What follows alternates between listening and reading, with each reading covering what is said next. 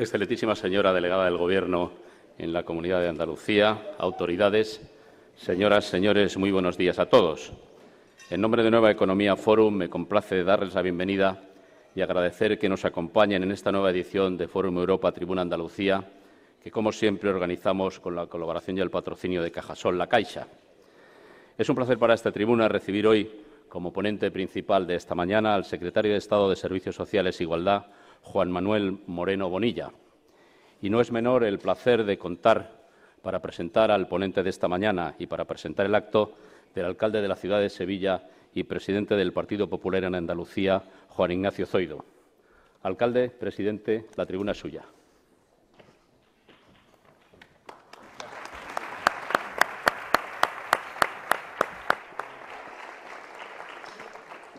Buenos días, queridos amigos, señoras y señores. Bienvenido a Sevilla a Juan Manuel Moreno Bonilla, nuestro secretario de Estado de Servicios Sociales y de Igualdad.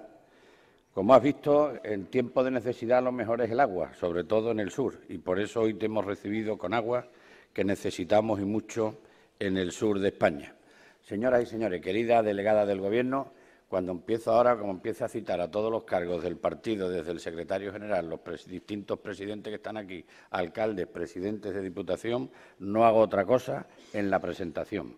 Así que, bienvenido a todos ustedes, querido presidente de la Confederación de Empresarios de Andalucía, señoras y señores. Quiero, en primer lugar, agradecer al Fórum Europa, Tribuna de Andalucía, y en la persona de don Enrique Badía, que nos haya brindado la oportunidad de que Juan Manuel Moreno Bonilla pueda exponer las políticas sociales que desde el departamento donde él es el secretario de Estado, el Gobierno de España viene diseñando. Quiero también al mismo tiempo agradecer a Cajasol que siga patrocinando encuentros como estos que sin duda alguna vienen a facilitar la información y, por otro lado, ganar la confianza que necesitamos en estos momentos que, desde el punto de vista económico, tan difícil se están pasando. Señores empresarios que aquí se encuentran, que son imprescindibles en esta vida, me habrán oído decir muchas veces que en estos momentos en donde no hay dinero en el Estado, no hay dinero en las comunidades autónomas, no hay dinero en los ayuntamientos, o favorecemos y facilitamos la iniciativa privada o difícilmente podremos crecer para generar empleo. Senadores y diputados y parlamentarios andaluces que aquí nos acompañan, amigos, amigas.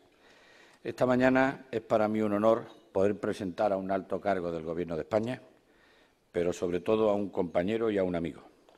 Es curioso, en estos momentos donde se están debatiendo en algunas comunidades autónomas temas que aquí abajo parecen absurdos y que no son cuestionables, es curioso que en el currículum de nuestro secretario de Estado, que hoy nos va a acompañar, en su currículum reza que nació en Barcelona hace 42 años. Y es así, créanme. Pero Juanma Moreno es un malagueño, alaurino, naciera donde naciera. Y la prueba está la cantidad de malagueños que aquí se encuentran en el día de hoy. No en vano, Juanma llega por primera vez a su tierra con solo 4 meses. Sus padres, como otros tantos andaluces, emigraron en su día para poder sacar adelante a su familia.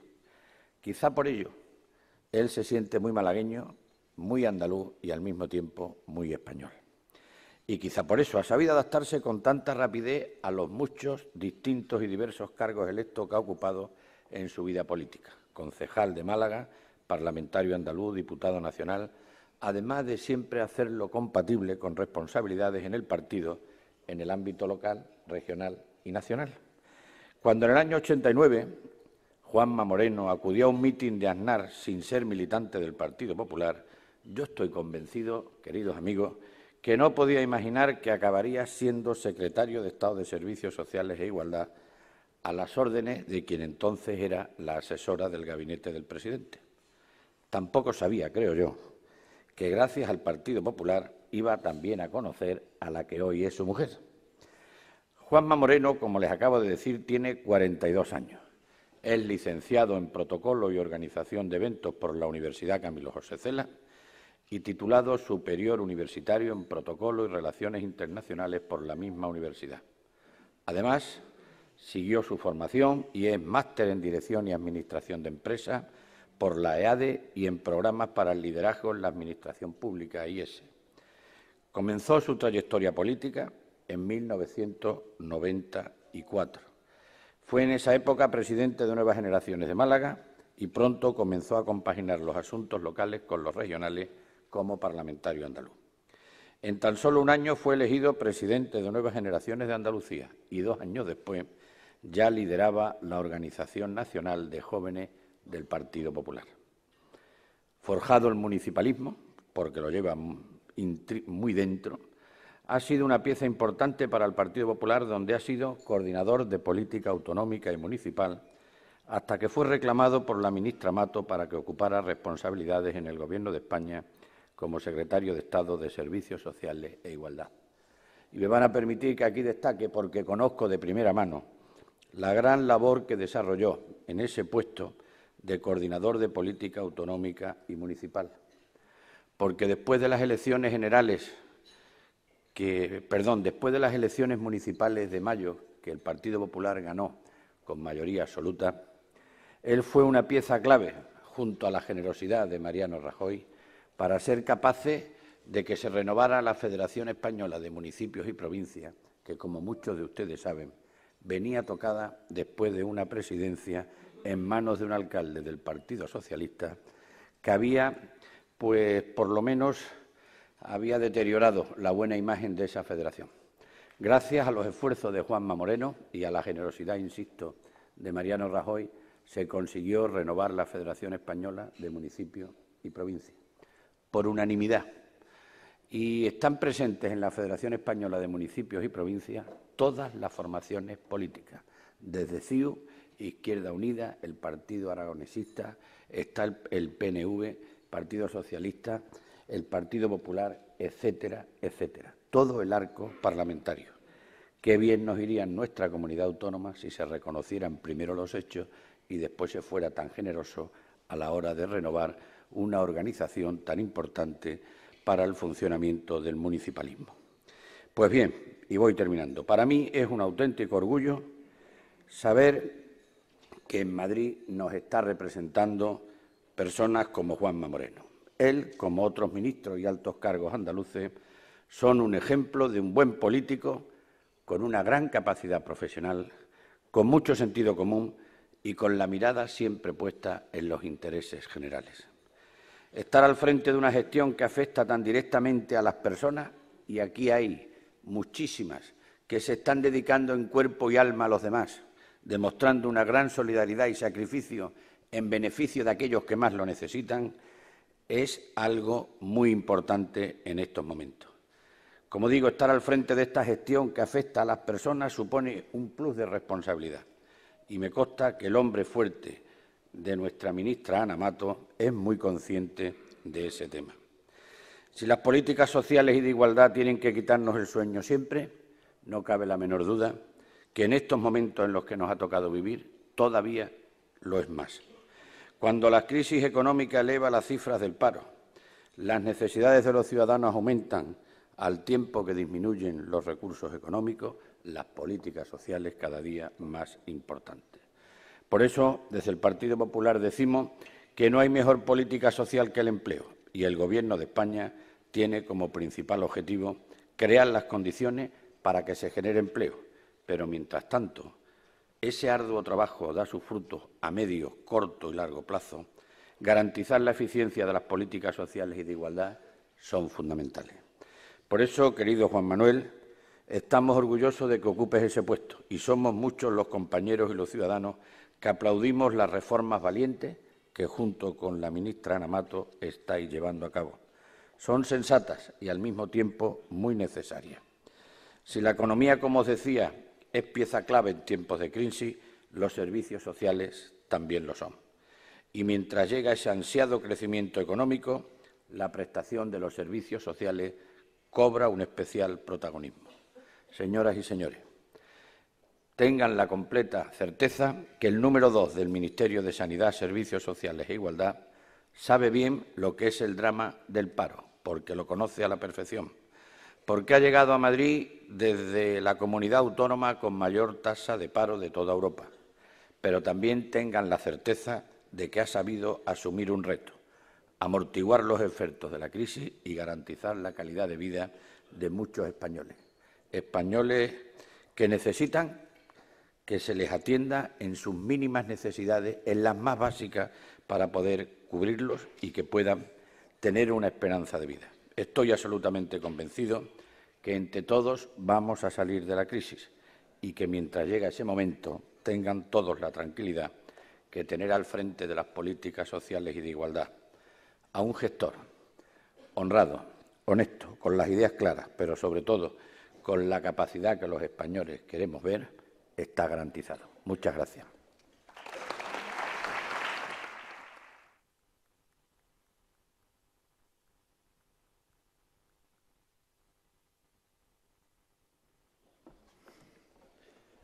Muy buenos días a todos.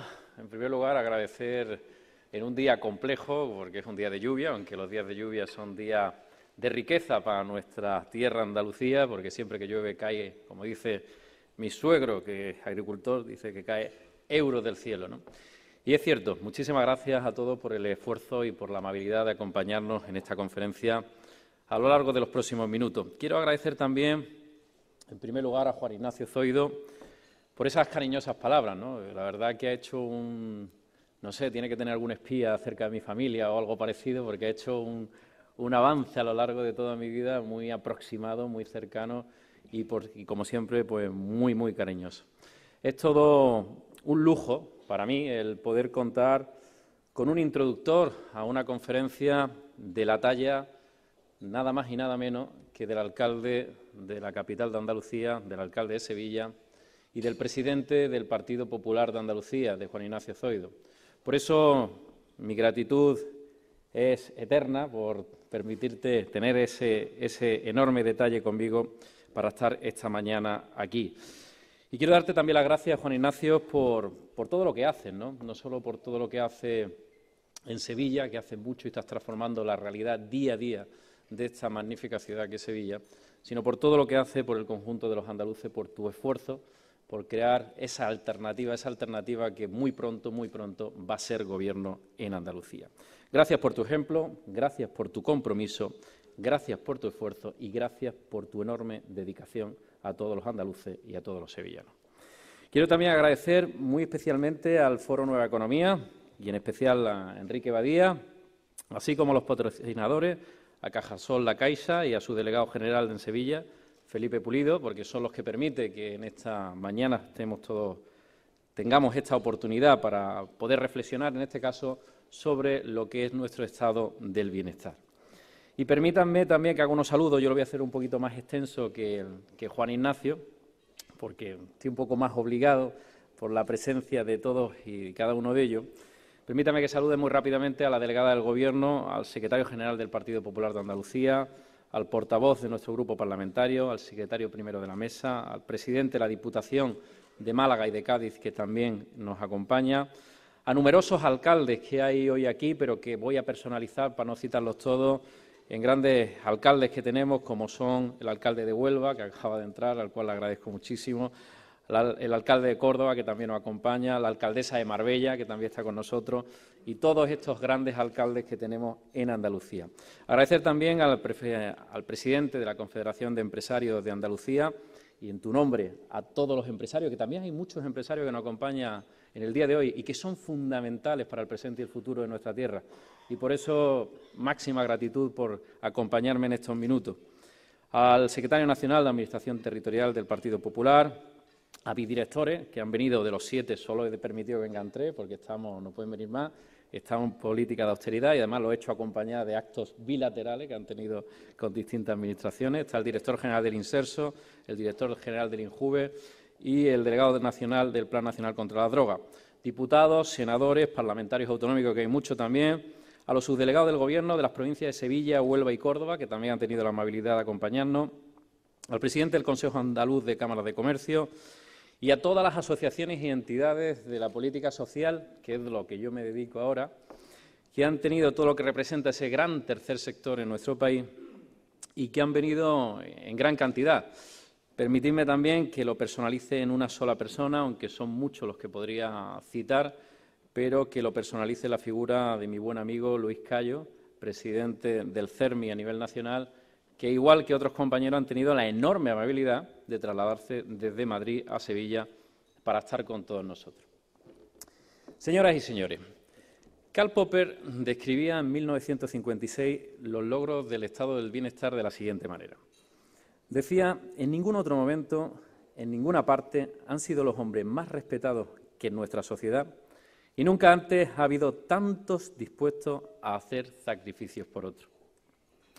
Esta visión de Popper sobre una sociedad de respeto, solidaridad y sacrificio es una magnífica definición de los grandes valores que representa nuestro estado del bienestar.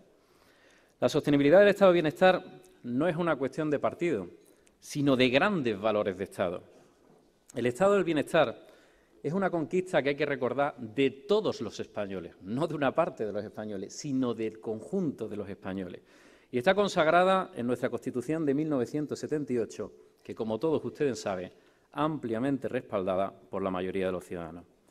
La misma Constitución, por cierto, que ahora algunos cuestionan, a mi modo de ver, de manera oportunista. Una cuestión que es la garantía máxima de protección a los más desfavorecidos.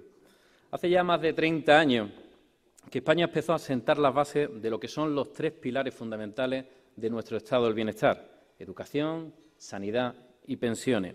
Hoy en día estos tres pilares se han convertido en cuatro, porque hemos incorporado la atención a la dependencia. La crisis económica y social que vivimos en la actualidad no es motivo para cuestionar la viabilidad del modelo, sino una oportunidad, permitidme incluso que diga una gran oportunidad, de afianzar las bases y de salir fortalecidos. Señoras y señores, en España estamos padeciendo una situación económica muy complicada, con consecuencias, yo diría, graves desde el punto de vista social. Probablemente estemos ante la peor crisis social y económica de nuestra historia reciente. Y eso hace que cobre especial importancia palabras como cooperación, una palabra que tendríamos que tener en el diccionario de las administraciones públicas y de la propia clase política permanentemente. Cooperación y suma de toda la sociedad para salir cuanto antes de esta crisis. No es el momento de aprovechar la crisis social y económica para justificar la falta de ideas de algunos o la falta de proyectos que tienen otros. No es momento de enfrentamientos estériles, sino de sumar y trabajar hacia un mismo objetivo nacional. Y ese objetivo no debe ser otro que recuperar el crecimiento económico y el empleo. Ante esta crisis económica y social que estamos atravesando, un Gobierno tiene dos opciones. La primera es dejar las cosas como están, cruzarse de brazos, dejar que los problemas sigan creciendo y, por tanto, se conviertan en irresolubles. O hacer una segunda opción, que sería intentar cambiar las cosas, intentar mejorar las cosas mediante decisiones que, sin duda, son difíciles de adoptar. La primera habría colapsado y extinguido nuestro sistema actual de protección. La segunda opción, que es la que ha elegido este Gobierno, nos está permitiendo salvaguardar el sistema de una tesitura económica como la actual.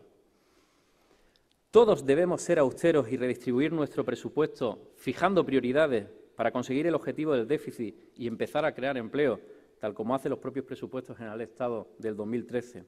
Y tenemos que reformar aquellos pilares del Estado que nos permitan adaptarnos a esta nueva situación económica. Estas reformas que está haciendo el Gobierno, bajo mi punto de vista, están siendo acogidas ya con signos de confianza. Y hay algunos ejemplos. Siempre hablamos de cosas negativas. A mí me gusta poner también ejemplos de cosas positivas que ya están sucediendo en nuestra economía. Una de ellas ha sido la reciente apuesta de una multinacional como la americana Ford por nuestra tierra. Ha trasladado una planta de Bélgica y la ha trasladado a España, lógicamente porque piensa que nuestra economía es competitiva y porque cree en la credibilidad de nuestra reforma. O el hecho de que las exportaciones españolas superen ya los 200.000 millones anuales. Si sigue así esa tendencia de exportaciones, este mismo año batiremos un nuevo récord. Y en esa línea vemos cómo en la última EPA, a pesar de los malos datos para el conjunto de la sociedad, muestra una notable minoración en la destrucción de empleo respecto al primer trimestre de este año. Y además ha aumentado en más de 65.000 el número de autónomos. Y es que nunca antes se había hecho tanto en tan poco tiempo. Y estamos sentando las bases para recuperar la senda del crecimiento. Este Gobierno, en apenas 10 meses, ha elaborado 56 leyes o reales decretos leyes. Se han aprobado reformas en apenas 10 meses, reformas tan importantes como la reforma laboral, como la reforma de la educación, como la reforma del sistema financiero o la propia reforma energética, o la última reforma que se aprobó el pasado viernes en Consejo de Ministros, la reforma de las administraciones públicas, que va a revisar duplicidades, simplificar procedimientos y eliminar trabas burocráticas. Pero permítanme que solo me refiera a las dos reformas que ha liderado la ministra Ana Mato, la reforma de la dependencia y la reforma de la sanidad. Empezaré por esta última. Y voy a beber agua porque estoy seco.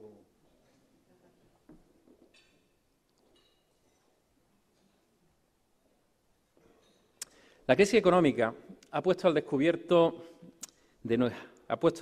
las debilidades que tiene nuestro Sistema Nacional de Salud. Es como si todos hubiéramos despertado de un dulce sueño donde pensábamos que nuestro Sistema Nacional de Salud era absolutamente inagotable. Pero los datos son crueles. 16.000 millones de euros de deuda en industria farmacéutica, en bienes y servicios, una deuda sanitaria pública que se ha incrementado en los últimos 2 años en un 173%, comunidades autónomas que arrastran deudas millonarias con la industria farmacéutica, entre las que destaca Andalucía, con más de 1.500 millones de euros de deuda, y un periodo medio de pago de la deuda de las comunidades autónomas que había llegado a más de 525 días. Por ello, hemos tenido que acometer una reforma profunda, es más, yo diría que una reforma valiente del Sistema Nacional de Salud. Una reforma que tiene 2 objetivos fundamentales. Por un lado, hacer sostenible nuestro modelo y preservarlo para las generaciones venideras y transformar y mejorar nuestro Sistema Nacional de Salud. Y por ello queremos un sistema equitativo en el que todos los españoles, independientemente de dónde vivan, sean iguales ante la sanidad pública mediante la cartera común básica de asistencia sanitaria. Queremos un modelo más justo, donde aporte más el que más tiene y menos o nada el que no tiene. Como hemos hecho con la reforma, con los parados sin prestaciones, parados que antes pagaban hasta el 40% de los fármacos y que ahora con esta reforma no pagan absolutamente nada. O los ciudadanos con pensiones no contributivas o perceptores de renta mínima de inserción que tampoco pagan sus fármacos. Una sanidad que establece controles para evitar el turismo sanitario y el abuso por parte de los ciudadanos extranjeros. Todavía tenemos reciente un dato del Tribunal de Cuentas del año 2009, que nos dijo a la sanidad pública y a los responsables públicos que habíamos dedicado recursos públicos por importe de 1.000 millones de euros precisamente por un abuso de extranjeros en nuestro país, de nuestro Sistema Nacional de Salud. ¿Cuántos consulados, entre ellos algunos de nuestros países, de nuestro entorno europeo, orientaban a nuestros ciudadanos europeos para poder usar nuestro Sistema Nacional de Salud? Queremos también un sistema que trabaje estrechamente servicios sociales y sanidad. ¿Por qué ese divorcio permanente entre las políticas sociales y la sanidad? Cuando convergen, no solamente mejora la calidad de la atención que se le tiene a los ciudadanos, sino que además conseguimos rebajar al erario público y, por tanto, ahorrar recursos. Un modelo más eficiente y sostenible, donde existe una plataforma centralizada. ¿Qué sentido tiene que cada comunidad autónoma compre sus propios bienes, servicios, productos, si una economía de escala abarata los costes? ¿Qué sentido tiene que una comunidad con 300.000 habitantes como La Rioja tenga que comprar sus propios productos, que los va a pagar mucho más caro que si lo hacemos entre todos con una economía de escala de 45 millones de personas? Esa medida puede ahorrar entre un 15 y un 50%, y prueba de ello es la reciente compra conjunta de vacunas que ya ha conseguido ahorrar al conjunto del Sistema Nacional de Salud. La reforma que hemos aprobado quiere también dar al medicamento el valor que se merece. El medicamento es parte esencial de nuestro Sistema Nacional de Salud, una parte fundamental, pero necesitamos que los ciudadanos sepan del valor que tiene ese medicamento. El año pasado, en el punto SIGRE, punto que todos ustedes conocen perfectamente, donde se depositan los medicamentos en la farmacia, se recogieron más de 3.800 toneladas de medicamentos. Eso equivale aproximadamente a 1.000 millones de euros.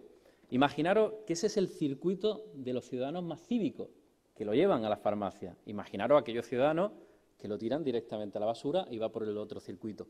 ¿Cuántos dinero, cuántos cientos, cuántos miles de millones tiramos a la basura en productos farmacéuticos? Por eso hicimos una reforma para disuadir, para convencer, para sensibilizar, y una reforma que empieza a dar su fruto. Y prueba de ello es que en tan solo 3 meses desde la reforma hemos ahorrado 636 millones de euros en gastos farmacéuticos. Queremos una sanidad donde los profesionales sean reconocidos como lo que son, el alma del sistema. Y aprovecho la ocasión para saludar a representantes de médicos, de enfermería y farmacia, que han tenido también la amabilidad de acompañarnos a lo largo de esta mañana, y quiero agradecer en nombre del Ministerio de Sanidad, Servicios Sociales e Igualdad su trabajo, su colaboración y su esfuerzo. Sin ello, ninguna de estas reformas podría dar fruto. Queridos amigos, el Gobierno está comprometido con la sanidad y con el desarrollo y viabilidad del sistema de atención a la dependencia. Y permítame que diga aquí en Sevilla algo absolutamente claro. El Gobierno no quiere derogar la Ley de Dependencia. Ni siquiera se ha planteado una derogación encubierta de la Ley de Dependencia, tal como algunos han anunciado por estas latitudes. El Gobierno lo que pretende es hacer sostenible la ley. El Gobierno lo que pretende es que la ley sobreviva a esta situación económica que tenemos todos. Y por eso, con pocos recursos económicos como los que disponemos, toca priorizar qué es lo que debe hacer un gobernante responsable. Y nuestra prioridad en este sentido es que los servicios sociales y la dependencia se centren en aquellos que más lo necesitan, como tiene que ser y como es lógico cuando hay pocos recursos. Y la Ley de Dependencia, desde su entrada en vigor hasta la fecha, no ha funcionado como se preveía. Yo he oído y he leído declaraciones que se han hecho por parte de anteriores responsables donde prácticamente la dependencia, antes de hacerle la reforma, funcionaba perfectamente. Y eso, permítanme que le diga, no es correcto. Y no es correcto porque la propia evaluación definitiva que ha hecho el propio Gobierno y que lo marcaba la ley, que a los 5 años había que evaluarla, no han dado y han arrojado una serie de datos que dicen claramente que la ley de dependencia estaba atrofiada. Permítanme que les diga unos cuantos datos. Hemos gastado más de 2.700 millones de euros de lo que preveía la ley de dependencia en el año 2007. Han entrado en el sistema más de 400.000 dependientes de lo que se preveía, de los cuales 225.000 dependientes severos. Se ha generado una deuda con la Seguridad Social de más de 1.000 millones de euros, que, por cierto, esa deuda, este Ministerio y este Gobierno, los presupuestos generales del Estado, han tenido que hacer un enorme esfuerzo para pagar esa deuda y para que la Seguridad Social tenga la tesorería suficiente, también, lógicamente, para pagar las pensiones. Y hemos heredado una lista de espera de más de 300.000 dependientes. En definitiva, un sistema al borde del colapso, un sistema al borde de la extinción. Ante esta difícil situación, volvemos a lo de antes. Un Gobierno puede hacer dos cosas. Probablemente nos podemos cruzar de brazos y dejar pasar, o podemos coger, como se dice, el toro por los cuernos. Y lo que hemos hecho es sentarnos con la Administración competente, que son las comunidades autónomas, sentarnos y llegar a un acuerdo. Y en ese acuerdo hemos definido algunos puntos esenciales de la reforma. En primer lugar, hemos simplificado la actual clasificación de dependencia. Teníamos cantidad de niveles, 6 niveles, lo hemos simplificado a 3, haciéndolo más fácil al usuario y haciéndolo también más sencillo al conjunto de la Administración. En segundo lugar, hemos revisado la prestación económica de los cuidadores en el entorno familiar, pero nosotros no hemos prohibido, no hemos quitado a los cuidadores en el entorno familiar. Es más, reconocemos la valía y la importancia que tiene el cuidador en el entorno familiar. Por supuesto, podemos entender que un dependiente quiera que le atienda un familiar y la ley se lo permite. Pero eso que era una excepción de la ley, se ha convertido en una generalidad. Hoy por hoy, las prestaciones que se dan en el conjunto del sistema ha llegado a que el 49% de las prestaciones sean de manera de atención a cuidados en el entorno familiar, lo que nosotros denominamos ayuda directa a la familia. Es más fácil para la Administración, tiene también políticamente su aquel, como diría, porque lógicamente tú concedes una ayuda directa, pero después no tenemos capacidad de evaluar de manera directa cómo está el dependiente. No genera actividad económica, no genera empleo. Hay montones de empresarios del sector pujante que pueden perfectamente derivarse hacia un sector más profesionalizado. Y por eso hemos ajustado en un 15% la prestación económica en ese concepto para hacerla menos atractiva, para adaptarla al espíritu de la ley y también para garantizar la sostenibilidad del sistema. Hemos priorizado los dependientes de mayor grado, el gran dependiente y el dependiente severo. Son estas las personas que más cuidados necesitan. Son personas, muchos de ellos, que están postrados en una cama 24 horas al día y que necesitan de la atención, de la cercanía y, por supuesto, del apoyo del conjunto de la Administración del Estado y de las comunidades autónomas. Y son ellos los que tienen que estar en la cúspide de la intención y de la pirámide de objetivos de este Ministerio. Hemos diseñado un sistema más justo. Se han establecido por primera vez unos criterios que son comunes, que son básicos para el conjunto del territorio nacional. Hasta ahora un mismo dependiente, podía ser tratado de una manera en Cataluña, de otra manera en Andalucía, de otra manera en Madrid y de otra manera en Galicia. Por tanto, hemos establecido criterios mínimos básicos y comunes en todo el territorio nacional, también para determinar la capacidad económica del usuario. Y es un principio de justicia social. Había dependientes con niveles de renta muy superiores, había dependientes con niveles de patrimonio muy superiores incluso a los señores que estamos aquí. O sea, niveles que yo me he quedado sorprendido cuando he visto los datos y, por tanto, no tiene sentido que en un momento de escasez de recursos públicos, ciudadanos con niveles de renta alta, con nivel de patrimonio alto, accedan al sistema de atención a la dependencia. Estas medidas que le acabo de exponer, bajo nuestro punto de vista, son clave en una reforma que garantiza la sostenibilidad y la supervivencia del sistema de autonomía personal y atención a la dependencia. Señoras y señores, esta intensa actividad reformista se ha llevado a cabo sin olvidar a los más desfavorecidos, a los que más difícil lo pasan, a todos aquellos que tienen enormes dificultades para enfrentarse a la crisis. Si para cualquiera de nosotros nos puede resultar difícil una situación como la de encontrar trabajo, como la de emanciparse, como la de desarrollar una vida social y familiar, hagamos empatía y pensemos en las personas con alguna discapacidad, bien sea física, bien sea psíquica, bien sea sensorial. Una sociedad digna, como la que pretende ser la sociedad española y como es la sociedad española, tiene que poner en primer lugar a las personas con discapacidad. Ellos deben ser los protagonistas reales de la inclusión y efectiva, tal y como contempla la propia estrategia española sobre discapacidad. En esta línea de actuación con los más desfavorecidos, tiene máxima prioridad para el Gobierno abordar políticas universales de protección a la familia y apoyo al bienestar de la infancia. Tal como manifiesta UNICEF, los beneficios de proteger a la infancia no solo son para los niños, no, sino para toda la sociedad, porque son ellos los que hacen y harán sostenible el desarrollo de nuestra sociedad. Preservar a los niños de la pobreza durante los años de crecimiento y formación es la mejor inversión posible que pueda hacer una sociedad. Por eso hemos puesto en marcha el Plan Nacional de Inclusión Social, el Plan Integral de Apoyo a la Familia y el Plan Estratégico de Infancia y Adolescencia. La mejor política social, sin lugar a duda, es la de crear empleo. La lucha contra la pobreza infantil y la exclusión social pasa por proporcionar mecanismos que reduzcan el paro. Por ello, el Gobierno está centrado en reformas que hagan que nuestra economía vuelva a ser competitiva y a generar puestos de trabajo. Hemos que conseguir que los padres y las madres tengan oportunidades laborales.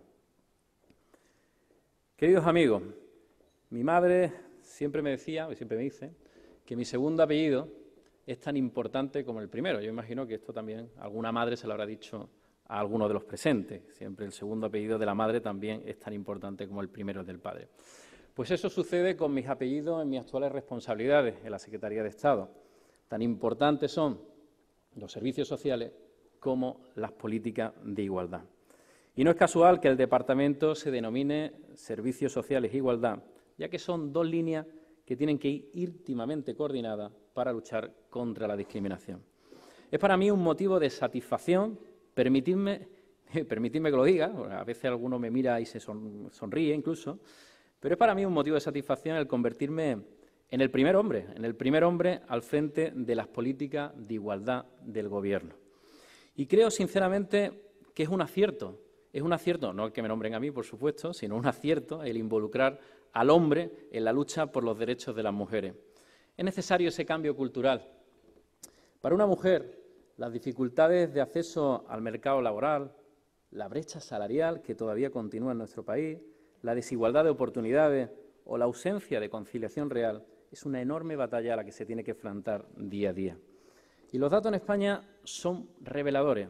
El desempleo femenino afecta a más de 2,5 millones de mujeres en nuestro país, pero es en Andalucía donde el drama cobra mayor dimensión.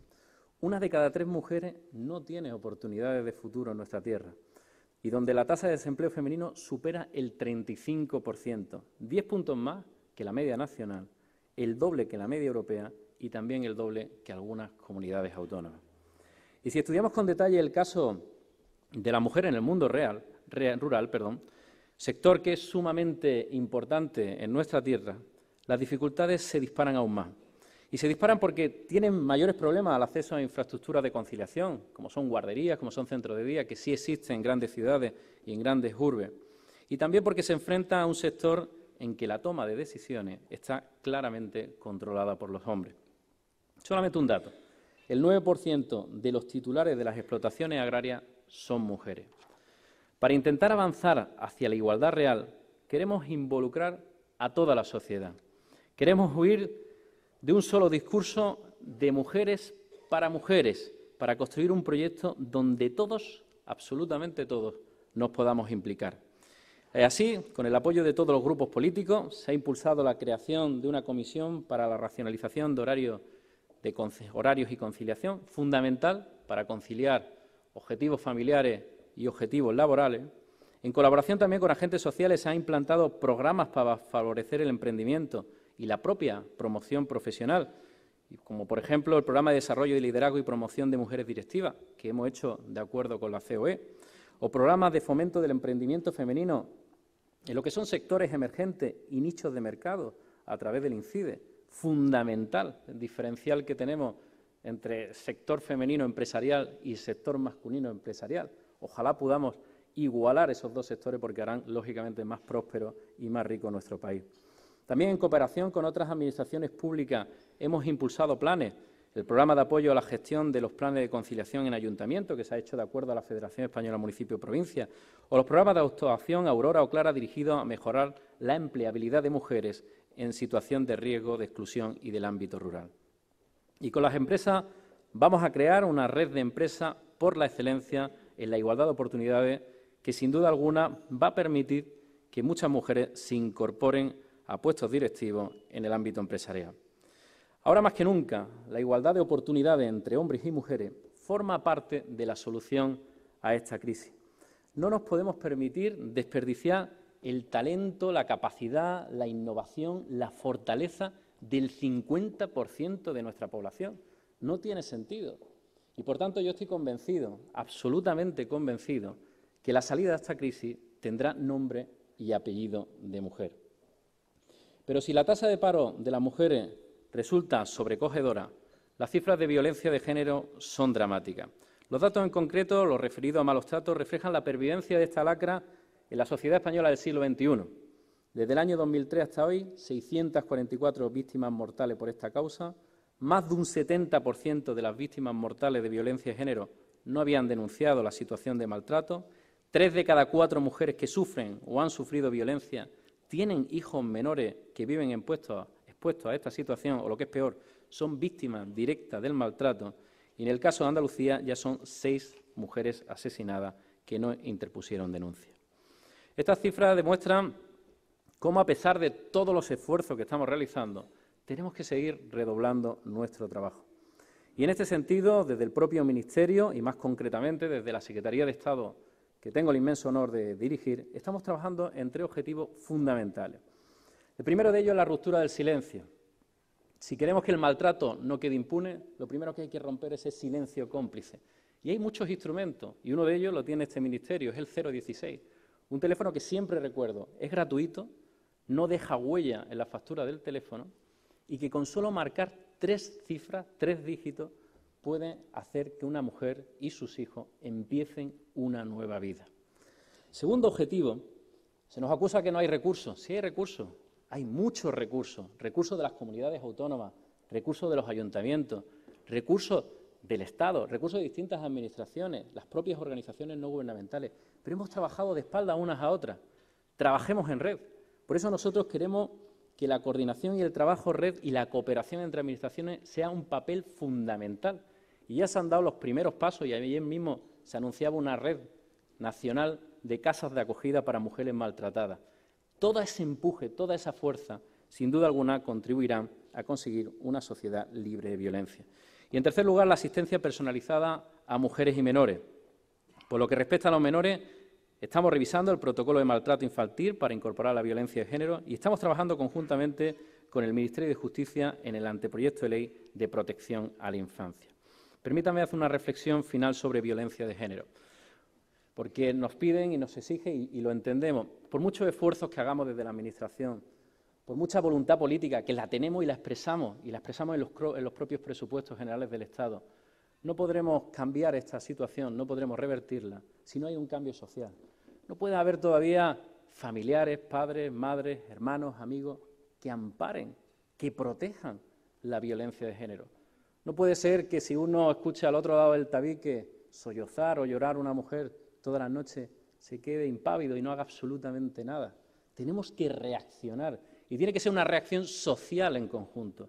Y esa reacción social en conjunto hará que nos quitemos de una vez por todas esta lacra de la violencia de género. Queridos amigos, voy terminando. Permítanme que exprese hoy aquí lo que ha sido para mí una de mis grandes satisfacciones, ¿no? Y tengo que confesar que no he tenido mucha satisfacción en estos 10 meses, porque no ha sido una etapa especialmente sencilla, ni por la materia, ni, lógicamente, por la situación social y económica que estamos atravesando. Pero una de mis grandes satisfacciones ha sido el poder conocer de manera directa el trabajo que hacen las organizaciones no gubernamentales, que hacen el tejido asociativo en nuestro país. Os puedo decir que nos podemos sentir todos profundamente orgullosos del enorme esfuerzo que hace nuestro tejido asociativo. Allí donde hay un problema, bien sean enfermedades raras, bien sean tratamientos complicados, allí hay una asociación. Allí donde hay un problema hay cientos, miles, decenas de miles de voluntarios que dan lo mejor de sí, de su tiempo, de su cariño, de su talento, de su capacidad, y la dan por hacer una sociedad más justa, una sociedad más inclusiva. Por eso, permítanme que desde esta tribuna exprese mi máxima gratitud, mi máxima admiración y mi máximo respeto a todos y cada uno de los que hacen que nuestra sociedad sea cada vez más solidaria y tengamos una sociedad más justa. Concluyo ya. Concluyo reiterando mi agradecimiento por compartir con todos ustedes estas reflexiones. No una reflexión que siempre tengo en mente, que no debemos temer la reforma, no debemos tener ningún miedo a la reforma, porque las reformas van a contribuir a fortalecer y hacer sostenible nuestro estado del bienestar y, por tanto, a acelerar la salida de esta grave crisis social y económica. No nos dejemos llevar por los complejos de algunos, por la falta de liderazgo de otros, por la falta de proyectos de algunos. Podemos y debemos cambiar la situación y es lo que estamos haciendo. Y por eso, administraciones, el conjunto de la sociedad, también las fuerzas políticas, tenemos que avanzar todos juntos hacia un mismo objetivo. Y es tiempo de que tenemos que recordar todos los valores que nos unen. Esta es una sociedad muy cohesionada. Hay muchísimas cuestiones que nos unen, muchísimas más que las que nos separan. Y por eso la historia nos ha enseñado, y nos la ha enseñado a lo largo de más de medio milenio de existencia que tiene este gran país, que es España, nos ha enseñado que cuando este país camina unido, ni nada ni nadie consigue apartarlo de sus objetivos.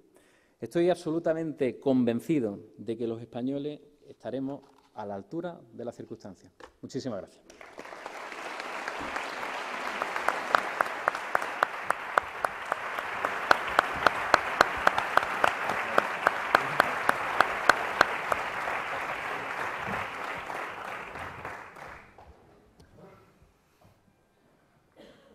Muchísimas gracias. Pasamos, si le parece, al coloquio. Ya le anticipo que hay muchos temas, muchas preguntas. Sean fáciles. Bueno, ya si son fáciles o difíciles, eso ya veremos. La primera no sé si es fácil o difícil, pero mucha gente se pregunta si todo el modelo de bienestar que hemos construido a lo largo de los últimos años lo podemos pagar. Bueno, yo creo que lo primero que hay que decir que el estado del bienestar, que como decía hemos construido entre todos con un esfuerzo, yo digo titánico, prácticamente desde los años 80, es una sociedad que es ejemplar. Nuestro estado de bienestar es sostenible. Lo que pasa es que nuestro estado de bienestar, como toda la vida, tiene que estar permanentemente actualizando, permanentemente reforzándose, de manera que se vaya adaptando a las circunstancias, no solamente económicas, sino también demográficas. Nuestro país está viviendo un cambio demográfico donde se está invirtiendo la pirámide de población, donde cada vez tenemos más mayores. Eso significa que si queremos preservar este estado del bienestar, tendremos que hacer todo también una reflexión profunda hacia dónde lo queremos derivar. Pero respondiendo a la pregunta, este estado del bienestar es sostenible, este estado del bienestar es necesario y este estado del bienestar tiene futuro, pero siempre acompañado de lo que son las reformas. Una pregunta en concreto que le plantean es si el Estado central hace recortes, las comunidades autónomas también hacen recortes, ¿cómo pueden crecer los 4 pilares que ha mencionado? Pues lo hacemos, es verdad que estamos en un tiempo de ajuste y lo que hacemos para que crezca es, lógicamente, revisarlo y quitar lo que son gastos superfluos. Yo he comentado en mi conferencia cómo, desgraciadamente, nuestro Sistema Nacional de Salud pues tenía, digamos, en términos de eficiencia en la gestión, pues tenía fuga. Y, por tanto, esos agujeros que tenía el Sistema Nacional de Salud o que tiene el sistema de atención a la dependencia hacen que no sea eficiente, hacen que necesitemos ingentes cantidades de dinero para sostenerlo. Yo creo que ha llegado el momento en el que tenemos que aplicar la misma eficiencia que tienen las empresas privadas, dedicarla también al sector público y que miremos por el euro público y lo estiremos al máximo, ¿no? Yo creo, y además lo demuestra la propia reforma que estamos llevando a cabo, que ya están dando resultados, creo que podemos mejorar nuestro sistema, tanto nuestro Sistema Nacional de Salud como el de atención de la dependencia y el conjunto de nuestro estado del bienestar, si todos, pero cuando digo todos, especialmente las comunidades autónomas, que son las competentes en la materia, si todos aplicamos sentido común e introducimos elementos, digamos, de eficiencia y de eficiencia en la gestión, ¿no? Y marcarnos objetivos que tienen que ser fundamentales. Y que haya evaluación también, que no la hay. O sea, es una cosa muy curiosa. Al final, el estado del bienestar, muchas de las prestaciones que se prestan no están revisadas, no hay evaluaciones. Creo que es importante que cada cierto tiempo evaluemos cómo son nuestras políticas públicas para saber si vamos por el buen camino o por si, al contrario, podemos mejorar en algo. Uno de los problemas a los que se suele aludir es la falta de homogenización de los servicios o de las prestaciones entre las distintas comunidades autónomas. ¿Ese es un objetivo alcanzable? Sí, es alcanzable, siempre desde un respeto escrupuloso a los ámbitos competenciales que tienen las comunidades autónomas. Hay que decir que gran parte, casi en un 90% de las políticas sociales, son competencia exclusiva de las comunidades autónomas. Pero hay un principio de coordinación y un principio de liderazgo que el Gobierno siempre tiene que ejercer. Y lo que yo denuncio es que el anterior Gobierno no ejerció ese liderazgo.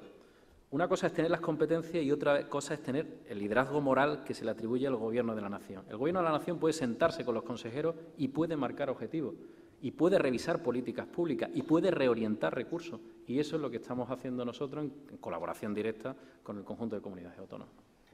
Pues José Ramón Álvarez, de la Fundación EOI, le plantea en sentido casi inverso. Le dice si no ha llegado el momento de devolver competencias al Gobierno central en materia de sanidad y educación, que suponen el 60% del presupuesto de la mayoría de comunidades autónomas, y como una manera de resolver, entre otras cosas, el déficit autonómico. Bueno, yo creo que el estado de las autonomías ha sido, yo por lo menos mi parecer, yo creo que ha sido un éxito. Un éxito desde el punto de vista del objetivo de acercar las decisiones al ciudadano. El principio de desconcentración de las decisiones y de acercar la Administración al ciudadano es un principio positivo y, de hecho, ha generado desarrollo en el ámbito comunitario. Lo que sí es cierto es que hace falta, primero, lealtad institucional, que creo que no siempre la ha habido por parte de todas las comunidades autónomas, lealtad institucional, y después hace falta reordenar algunos de los objetivos que tenemos en materia sanitaria y en materia educativa. Pueden perfectamente sobrevivir, y además deben de hacerlo, las competencias en esta materia en el ámbito autonómico. A mí me parecen razonables. Lo que sí debe de marcar los grandes objetivos de las políticas sanitarias, los grandes objetivos de la política educativa, sí que siempre lo tiene que marcar el Gobierno de la Nación. Pero no se le oculta que algún dirigente de su partido ha planteado devolución de competencias. Bueno, mi partido es muy plural y diverso y hay múltiples opiniones, y yo digo la mía. A mí mi experiencia, yo soy una generación autonomista. Yo me he desarrollado en el ámbito autonómico. Desde que tengo uso de razón, iba al colegio y ya veía una cosa que era Junta de Andalucía. Por tanto, yo ese principio de desconcentración del poder, de acercamiento de la Administración al ciudadano, me parece positivo. Es cierto que después de revisar en estos 30 años ha habido errores, ha habido deficiencias que tenemos que corregir entre todos. Y eso es un gran debate que está abierto ahora mismo en la sociedad. Y en eso está también el Gobierno, en evitar duplicidades, cosa que ha sucedido también con el desarrollo autonómico, donde no ha habido ámbitos competenciales claros. Y al no haber ámbitos competenciales claros, pues al final se ha mezclado lo que hacía un ayuntamiento con lo que hacía una comunidad autónoma, con lo que hacía la Administración General del Estado. Por tanto, lo importante es revisar los ámbitos competenciales, dejarlos claros qué es el ámbito competencial local, cuál es el autonómico, cuál es el nacional, que se haga de acuerdo con quien mejor pueda ejercer esa competencia y, sobre todo, hacerlo con un principio de lealtad institucional que siempre debe estar impreso en cualquier decisión que tome cualquier dirigente local o autonómico o nacional. Le traslado ahora varias preguntas relacionadas con la situación de pobreza que afecta a un creciente número de personas en el país. Concretamente se cita que ahora mismo estamos en una comunidad autónoma donde se afirma que el 40% de su población está bajo el umbral de la pobreza. Y las dos preguntas que se repiten más es si el Gobierno tiene alguna estrategia específica para afrontar este problema y usando o utilizando o recurriendo a instituciones del tercer sector, y también qué políticas se plantean respecto a la entrada en este universo de personas afectadas por o por debajo del umbral de la pobreza de nuevos colectivos que trascienden las zonas tradicionales de intervención pública en estos temas. El Gobierno tiene distintos instrumentos. Hay que recordar dos cosas, ¿no? La primera es que las políticas asistenciales, por así decirlo, en materia social son competencia, como decía, de las comunidades autónomas, hasta tal punto que tenemos un nivel de litigio altísimo con algunas comunidades autónomas, como puede ser la propia Generalitat de Cataluña, sobre estas políticas sociales, ¿no? Por tanto, las políticas asistenciales corresponden a las propias comunidades autónomas marcarlas y definirlas. Nosotros tenemos un instrumento que los ciudadanos ponen en manos de la propia Administración General del Estado para que nosotros lo podamos distribuir, que es lo que son la convocatoria de subvenciones con cargo al IRPF. Yo tengo que decir que este año vamos a repartir próximamente ya, además, porque está la convocatoria a punto de salir, en el mes de noviembre, alrededor de 200 millones de euros, más de 200 millones de euros que vamos a repartir muy especialmente, tengo que decirlo, porque ese sí que es un cambio importante respecto a etapas anteriores, a aquellas organizaciones que tienen un alto interés social. ¿Qué significa eso? Que las subvenciones van a ir a quien realmente tenemos comprobado que cumplen el objetivo para el que sirve esa organización. En segundo lugar, que en términos de eficiencia en la gestión consigan que lleguen esos recursos a quien lo necesita. Y en tercero, que tengan, lógicamente, una trayectoria avalada por el tiempo. Con lo cual, vamos a dejarnos de subvenciones que quizás en otra época eran, en fin, más con una motivación, permíteme que lo diga, más política, por así llamarlo de alguna manera, y que era poco razonable, por así decirlo, o de poco interés social, y vamos a dedicarlo a las grandes organizaciones que en España hay, grandes organizaciones muy eficientes en la gestión para que puedan distribuir esos recursos, especialmente a quien más los necesita. Por eso va a cobrar una mayor dimensión todas las, digamos, dentro de la convocatoria, tanto en régimen general como en IRPF, todas aquellas que tienen como objetivo el parar, digamos, el ayudar, el ser colchón a todo ese umbral de pobreza que sirve en nuestro país. Y una última coletilla. El Estado pone muchos recursos a disposición a través de las transferencias a las comunidades autónomas para que las comunidades autónomas pongan las políticas sociales. Ya no solamente transferencias en política social, sino tengo que hablar del Fondo de Liquidez de las comunidades autónomas, donde, por ejemplo, Andalucía recibe casi 5.000 millones, más el plan de proveedores. El Estado está poniendo recursos a disposición de las comunidades autónomas y son las comunidades autónomas, dentro de su responsabilidad de autogobierno, las que tienen que marcar sus prioridades. A mí, sinceramente, entre cerrar un centro social y tener una dirección general de memoria histórica, pues permítame que le diga, creo que la prioridad está donde está. Dos cuestiones le traslado relativas a la sanidad. La primera, en términos generales, le plantean si algún día veremos o qué hace falta para que lleguemos a ver ese gran pacto por la sanidad del que tanto se habla y del que tan poco se hace, al parecer. Esa sería la primera cuestión. Y la segunda, ha aludido usted en su intervención a la reducción del gasto farmacéutico. Y la pregunta que le traslado es si esa reducción consideran que es puntual o va a ser sostenible en el tiempo y si el sistema del copago se está revelando eficaz. El pacto, en primer lugar, el pacto, para que dos pacten, tiene que haber voluntad de ambos. O sea, eso es como si dos amigos se quieren ir a cenar, si uno no quiere irse a cenar, pues no te vas tú solo o no lo hace. Al final, el pacto ha habido una plena voluntad por parte del Gobierno, la ha habido y la hay permanentemente hacia el Partido Socialista al objeto de llegar a un gran acuerdo. Nosotros lo que hemos llegado a un acuerdo con las comunidades que son competentes en la materia y que son una parte muy importante, como son las comunidades autónomas. Y tengo que decir que en conferencia sectorial hemos llegado a un acuerdo mayoritario. Hacía años, yo puedo decir que hacía décadas que no se alcanzaba un acuerdo tan importante donde sumaba tantas comunidades autónomas como el acuerdo que se ha adoptado en materia de sanidad y en materia de dependencia. Por tanto, yo creo que lo que hay que dejar atrás son motivaciones políticas. Yo he visto en sanidad cosas sorprendentes, ¿no? He visto como la rebeldía de algunas comunidades autónomas cuando después en su propia comunidad hacen exactamente lo contrario, ¿no? Por tanto, yo creo que lo que tenemos que hacer es dejarnos de intereses partidistas y buscar el objetivo general, que es lo que estamos intentando desde la Administración General del Estado y desde el Gobierno de España. En cuanto a la reducción de fármacos, yo no creo que para nada es coyuntural.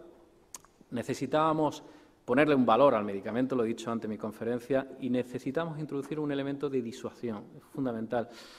Los fármacos se usaban prácticamente de una manera muy alegre, permitirme esa expresión, o sea, digamos, se utilizaba con exceso, ¿no?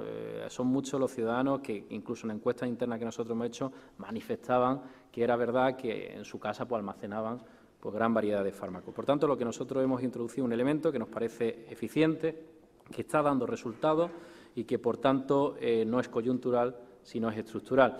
Y el copago, bueno, el copago, hay muchas fórmulas del copago. La participación en el pago siempre ha existido también en los fármacos, no es algo que hayamos inventado. El copago de €1 por receta, que eso lo ha puesto la Comunidad Autónoma de Cataluña, no lo ha puesto la Administración central y, además, yo creo que con desigual resultado, creo que no han acertado en esa línea, creo que era más propicia, más sensato y con un principio de justicia social en la reforma que nosotros hemos hecho, porque al final el euro por receta lo paga todo el mundo, el que tiene recursos y el que no tiene recursos. Nosotros lo que hemos hecho es, usted participa en el pago de un fármaco en función de su renta, en función de su pensión.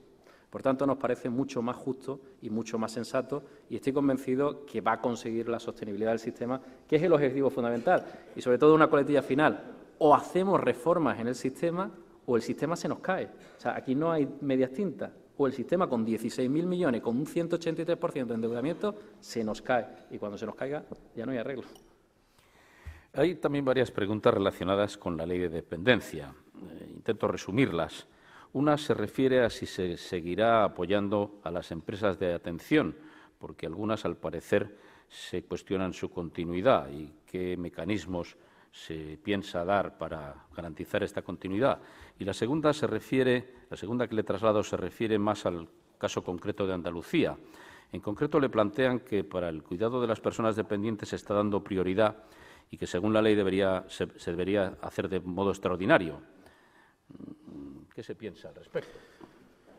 Bueno, es verdad que hay muchas empresas que se dedican en el ámbito social y tengo que decirlo que afortunadamente es un sector maduro, ¿no? Es un sector empresarial maduro que lleva trabajando muchos años con una cuota de calidad en los servicios muy estándares en el entorno europeo y que hacen un magnífico trabajo, ¿no?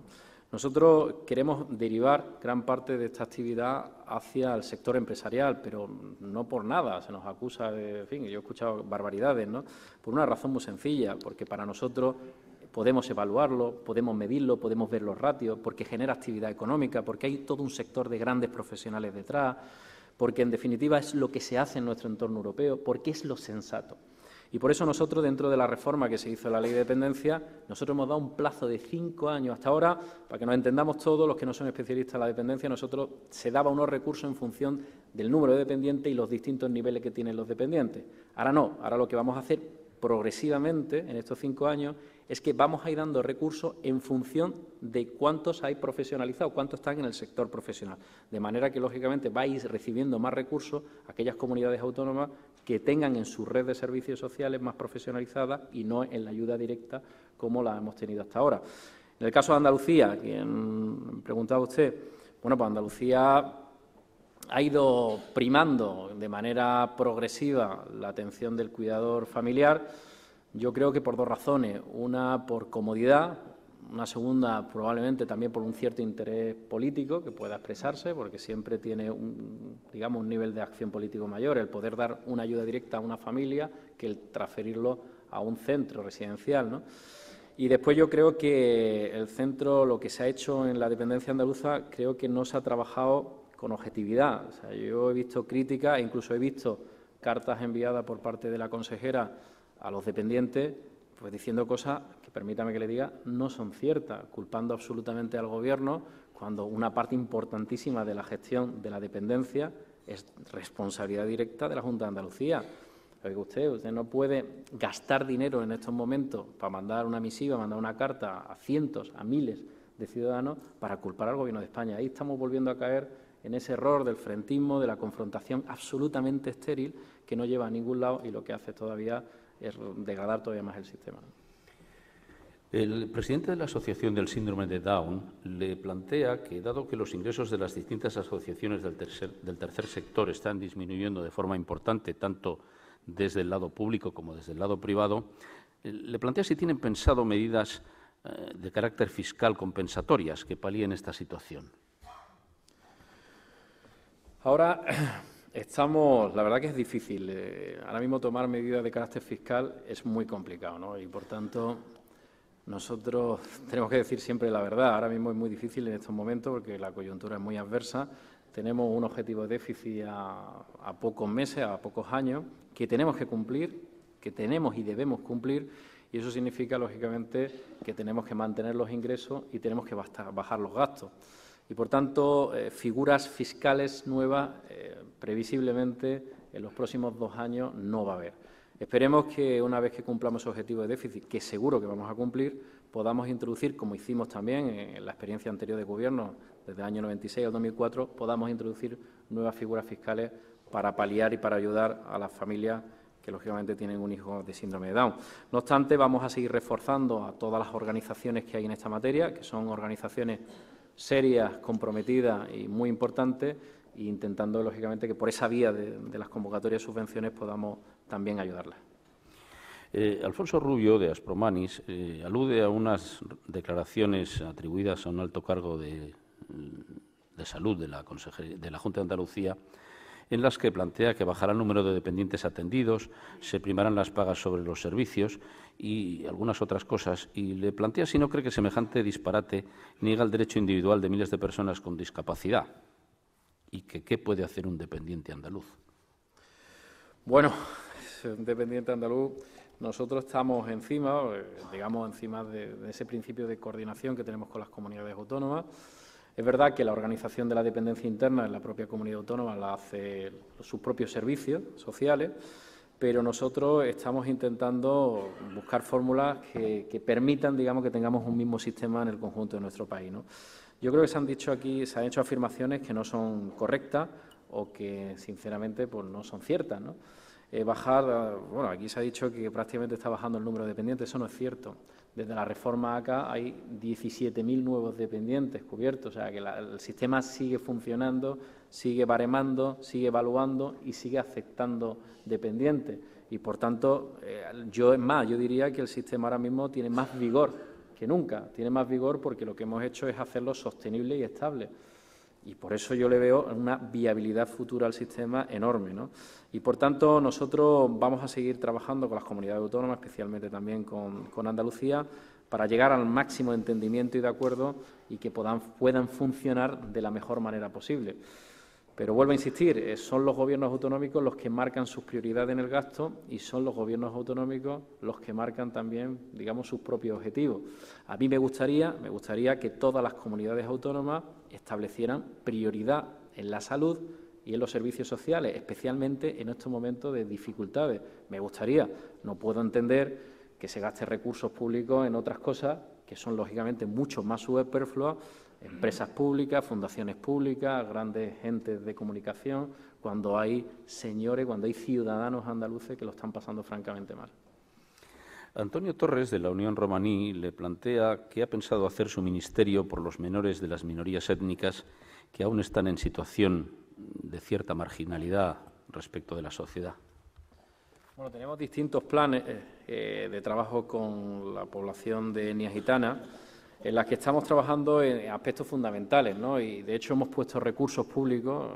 Tenemos este año un proyecto de algo más de €500.000 también, que también estamos buscando recursos también europeos para sumarlo a esa cantidad que ha puesto la Administración General del Estado, que busca fundamentalmente, especialmente para los niños, evitar el absentismo escolar, fundamental para el presente y el futuro de la etnia gitana, fundamental. Es verdad que han hecho un esfuerzo enorme, dentro de los propios ciudadanos, las propias etnias gitanas han hecho un esfuerzo enorme porque cada vez haya menos absentismo escolar, pero tenemos que seguir trabajando para que no solamente sea en primaria, sino en secundaria y que lleguen también al nivel alto educativo.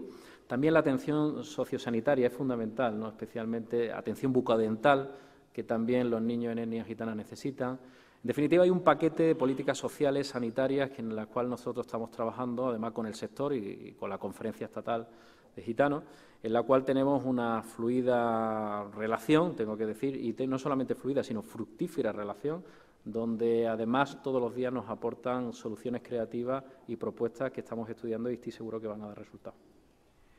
¿Habrá nueva ley de mecenazgo? Bueno, es que la ley de mecenazgo tiene mucho que ver con las fórmulas y los instrumentos fiscales y, por tanto, yo en principio no preveo, es otro departamento el que tiene que estudiarlo y, por tanto, otro ministerio el que tiene que estudiar y el que tiene que plantear esta cuestión, pero yo personalmente, ahora mismo en el horizonte corto de este año y el que viene, no veo que haya una reforma a la ley de mecenazgo porque supone, lógicamente, nuevas figuras fiscales. Y ahora mismo, como digo, tenemos un objetivo fundamental para salir de esta crisis, que es consolidar el objetivo de déficit. Y para eso tenemos que mantener los ingresos y tenemos que bajar los gastos. Pues Roberto Alés, del Grupo Alés, le plantea una pregunta un poco relacionada con esto. Y es si va a haber medidas, si se va a cumplir la Ley de Contratos del Sector Público de pagar a 30 días en 2013 para los suministradores, ya que las compras hay que pagarlas en plazo. Pues sí, en eso precisamente estamos articulando medidas no solamente desde el punto de vista normativo, sino también pusimos en marcha ese plan a proveedores de casi 35.000 millones de euros, que ha supuesto un balón de oxígeno para montones de pequeñas y medianas empresas que estaban absolutamente asfixiadas.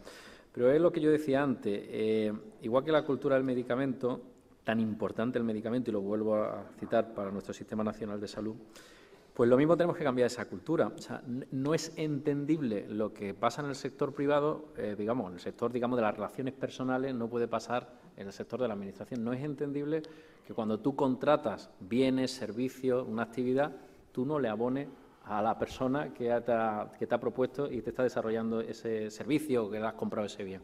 No tiene ningún sentido. En España ha habido una distorsión absurda en la cual muchas administraciones pues consideraban que, prácticamente que podía retrasar sine die el pago a los proveedores. Primero tiene que haber normas para que haya seguridad jurídica para los proveedores, fundamental, y lo segundo que tiene que haber es un cambio cultural. Esto, si queremos ser un país de primera, tenemos que cumplir. Y, lógicamente, cuando tú compras, tienes que pagar. Igual que cuando uno va a comprarse un traje, no le dice, oiga, voy al Corte Inglés, me compro un traje, no, se lo pagaré dentro de 3 meses, y si no lo negocia así. No, oiga, yo tengo, dentro de los plazos, dentro de la flexibilidad, tengo que cumplir con los objetivos de plazo. Y ahí tengo que decir que se está haciendo un esfuerzo importante por ponerse al día por parte del conjunto de las administraciones, todas, ayuntamientos, comunidades autónomas y la propia Administración General del Estado, que en este asunto concreto es bastante eficiente, por cierto.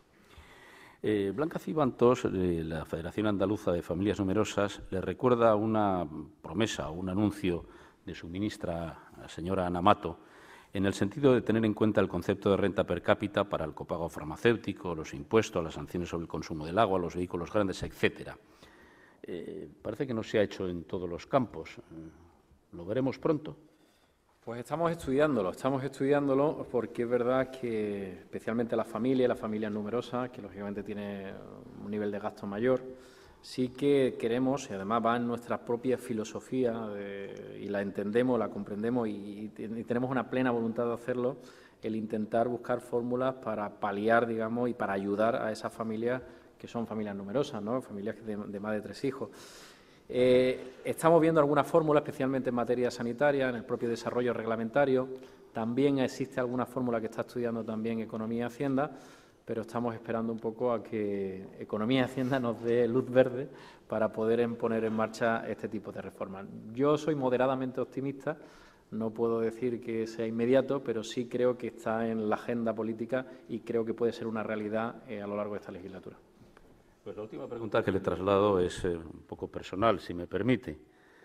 Ha dicho el presentador, el señor alcalde de la ciudad, que usted nació en Barcelona, que luego prácticamente se crió en Málaga. Está usted desde hace muchos años dedicado a sus labores en Madrid. ¿Su futuro está en Andalucía? ¿Su futuro político? ¿Dónde está?